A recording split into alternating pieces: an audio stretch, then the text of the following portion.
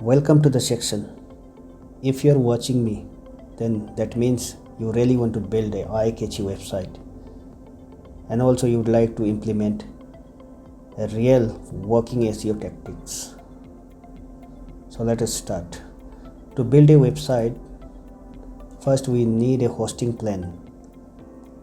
Dude Creative is one of my website where I recommend hosting plan, domain, from where we should buy hosting and domain, etc. So here I would like to recommend you Hostinger. I have given the link here.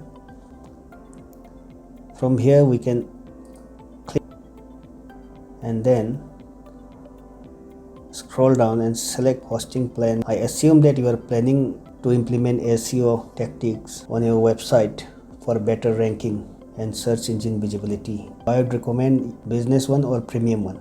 If your project is really big and you have 400-500 pages, then you can go for cloud startup.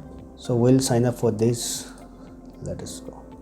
Here we have to put our email address, password, and we can select our payment methods. See you in the next video. We'll learn how to access the control panel and how to install WordPress